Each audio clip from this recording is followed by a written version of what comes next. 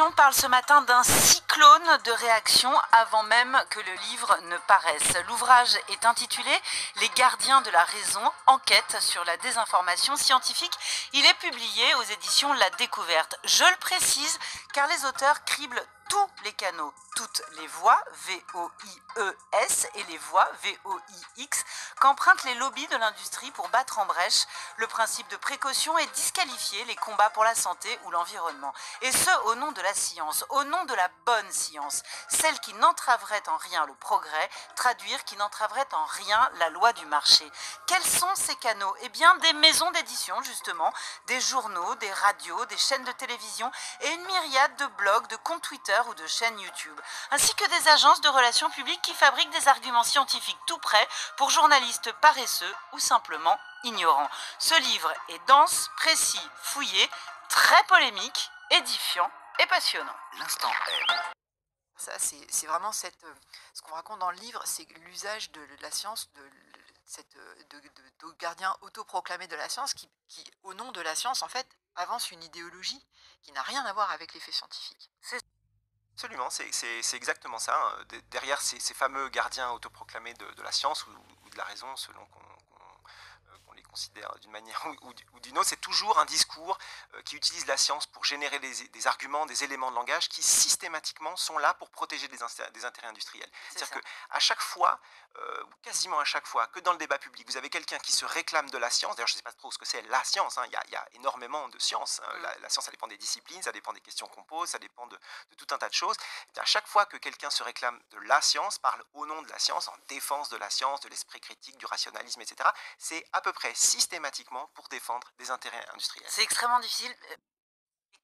Qu'est-ce que vous appelez la zététique, Stéphane Foucart? La zététique, c'est l'art du doute. Oui. Donc c'est une démarche intellectuelle en fait, qui est très inspirée de la démarche scientifique et qui vise en quelque sorte à appliquer à la vie courante, aux idées qu'on se forme, eh bien, les mêmes principes que la démarche scientifique, c'est-à-dire de soumettre à un doute méthodique chaque fait ou chaque chose. Chaque et idée, en quoi ça a des effets aussi négatifs? Alors en fait, la zététique, de notre point de vue, elle a complètement dérivé. C'est-à-dire que c'est devenu une sorte de zététique à simple tranchant. C'est-à-dire que c'est toujours les mêmes affirmations qui sont passées au crible de la zététique. C'est-à-dire que c'est toujours, par exemple, les personnes qui s'inquiètent d'être exposées à des produits chimiques qui sont interrogées au prisme de la zététique par tous ces tweetos, ces tenants de l'esprit critique, etc.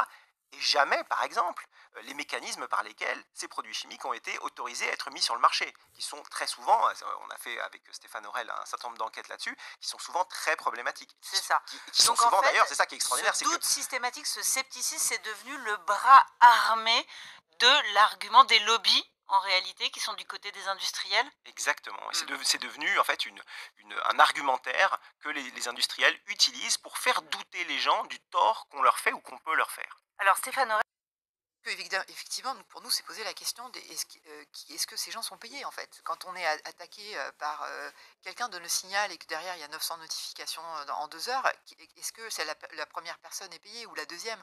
Et donc, ça a été une question qui a beaucoup animé, en fait, notre enquête. Et en fin de compte, on s'est rendu compte qu'il y a des bulles, en fait, dans lesquelles les gens, comme cette zététique qu'on a évoquée, qui est devenue pour un certain nombre de ces gens une sorte de mini-secte, en fait, qui dégaine des phrases surgelées. Avec toujours les mêmes images qui reviennent, toujours les mêmes arguments qui reviennent, Stéphane Foucart. C'est ça, pour il y a des effets de communauté qui sont très forts et on s'est rendu compte, par exemple, on s'est amusé dans le livre à Alors suivre. il y a des effets de communauté, mais il y a bien des influenceurs qui bien travaillent pour les agences de relations publiques. Et encore une fois, pour le grand public, c'est extrêmement difficile de savoir qui est qui et qui dit quoi. C'est-à-dire vous... On a repéré avec Stéphane et Sylvain dans ce bouquin des éléments de langage, des argumentaires tout faits qui sont faux, hein, qui relèvent de choses totalement erronées, et que tout d'un coup, tout le monde se met à répéter. C'est-à-dire que vous avez tout d'un coup, en quelques semaines, le même argument qui est répété par des milliers de personnes. Tous les vidéastes qui parlent par exemple du glyphosate vont vous sortir l'argument du risque et du danger. C'est quelque chose qui est absolument pervasif, généralisé. Et évidemment, chaque personne qui répète ça n'est pas payée. Mais il y a des effets de circulation de l'information qui font qu'à un moment donné, cette chose-là va devenir quelque chose comme la vérité et va même être reprise dans les médias grand public, etc. Vous l'avez compris, les gardiens de la raison, enquête sur la désinformation scientifique. La bataille, jour 1, ça a déjà commencé. Stéphane Foucart Boucard, Stéphane Aurel, Sylvain Laurence et c'est édité par La Découverte. Merci à tous les deux d'être venus ce matin dans